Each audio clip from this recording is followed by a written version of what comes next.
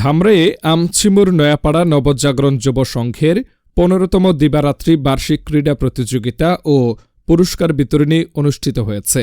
ক্রীড়া প্রতিযোগিতায় সকল ক্রীড়ানুরাগীরা অংশগ্রহণ করেন এবং মোট ৩৫টি ইভেন্টের মাধ্যমে প্রতিযোগিতায় বিজয়ীদের মাঝে পুরস্কার বিতরণ করা হয়। ৩১ জানুয়ারি দিবারাত্রি বার্ষিক ক্রীড়া প্রতিযোগিতায় নবজাগরণ যুব সংঘের সভাপতি মোহাম্মদ মুস্তাফিজুর রহমান ফিরোজের সভাপতিত্বে প্রধান অতিথি হিসেবে উপস্থিত ছিলেন ধামরাই উপজেলা যুবদল নেতা ও বালিয়া ইউনিয়ন চেয়ারম্যান পদপ্রার্থী মোহাম্মদ সজিবুজ্জামান রুবেল। এ সময় ক্রীড়া প্রতিযোগিতা উদ্বোধন করেন ধামরাই উপজেলা যুবদল নেতা মেহেদী হাসান বাদল। প্রিয় অতিথি হিসেবে উপস্থিত ছিলেন অ্যাডভোকেট আমিনুর রহমান, বালিয়া ইউনিয়ন পরিষদ প্যানেল চেয়ারম্যান মোহাম্মদ বিপ্লব সরকার সহ এলাকার গণ্যমান্য ব্যক্তিবর্গ ও ক্রীড়ানুরাগীরা।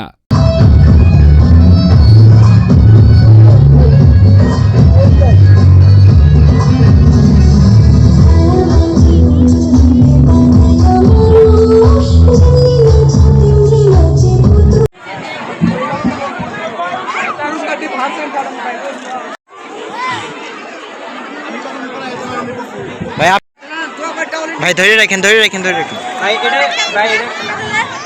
যাতে এই বালিয়া ইউনিয়নে আর কোনো দুষ্কৃতি না থাকতে পারে, আমরা সবাই ভাই ভাই হিসাবে কাজ করব, আমরা আপনাদের সাথে নিয়ে কাজ করব, এই প্রত্যাশা ব্যক্ত করছি।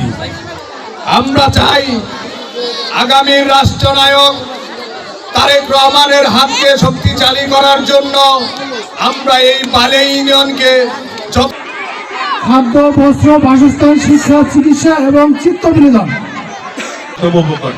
কিন্তু আস্তে আস্তে এটা কিন্তু বিলীন হয়ে যাচ্ছে।